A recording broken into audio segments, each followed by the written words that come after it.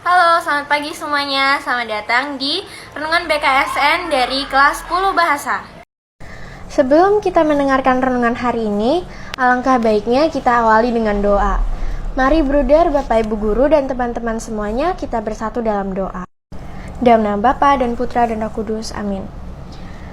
Allah Bapa yang Maha Baik, terima kasih karena Engkau telah memberkati kami sampai hari ini.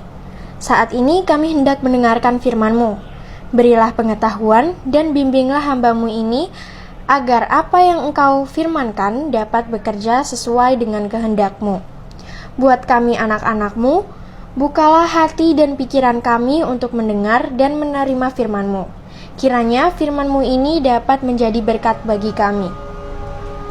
Teguhkanlah hati kami, agar dapat mengerti firman-Mu dengan baik. Kami telah berdoa dan mengucap syukur. Haleluya, amin. Dalam nama Bapa dan Putra dan Roh Kudus, amin. Bacaan hari ini dikutip dari Lukas 10 ayat 25-37. Pada suatu hari, berdirilah seorang ahli Taurat untuk mencoba Yesus, katanya, "Guru, apa yang harus kuperbuat untuk memperoleh hidup yang kekal?" Jawab Yesus kepadanya, "Apa yang tertulis dalam hukum Taurat? Dan apa yang kau baca di sana?" Jawab orang itu, "Kasihilah Tuhan Allahmu dengan segenap hatimu, dan dengan segenap jiwamu, dan dengan segenap kekuatanmu, dan dengan segenap akal budimu, dan kasihilah sesamamu manusia seperti dirimu sendiri." Kata Yesus kepadanya, "Jawabmu itu benar. Perbuatlah demikian, maka engkau akan hidup." Tetapi untuk membenarkan dirinya, orang itu berkata kepada Yesus, "Dan siapakah sesamaku manusia?" Jawab Yesus, "Adalah seorang yang turun dari Yerusalem ke Yeriko.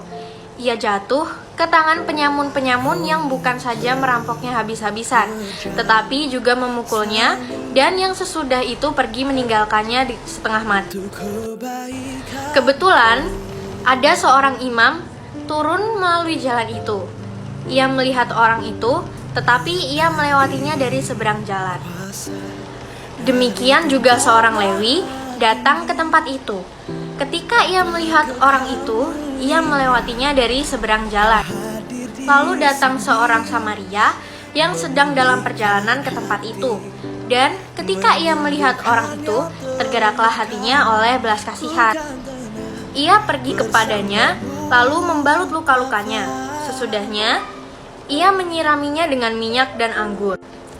Kemudian, dia menaikkan orang itu ke atas keledai tunggangannya sendiri, lalu membawanya ke tempat penginapan dan merawatnya. Keesokan harinya, ia menyerahkan 2 dinar kepada pemilik penginapan itu. Katanya, "Rawatlah dia, dan jika kau belanjakan lebih dari ini, aku akan menggantinya waktu aku kembali." Siapakah di antara ketiga orang ini, menurut pendapatmu, adalah sesama manusia dari orang yang jatuh ke tangan penyamun itu? Jawab orang itu, "Orang yang telah menunjukkan belas kasihan kepadanya." Kata Yesus kepadanya, "Pergilah dan perbuatlah demikian." Hey guys, salam jumpa dengan saya Kristabella Eileen dari kelas 10 Bahasa. Luar biasa sekali ya bacaan kitab suci yang kita dengar hari ini. Banyak hal yang bisa kita renungkan dari sana. Yang pertama, pastinya kita semua sepakat betapa kerennya Yesus dalam bacaan tadi. Ketika Yesus dicobai dengan pertanyaan oleh para ahli Taurat, Yesus membungkam mereka dengan perumpamaan yang menurut saya sangat smart. Kita pun terkadang sama saja dengan orang Yerusalem atau orang Lewi yang jangankan mau peduli terhadap sesama. Lah siapa sesama kita saja seringkali kita tidak tahu.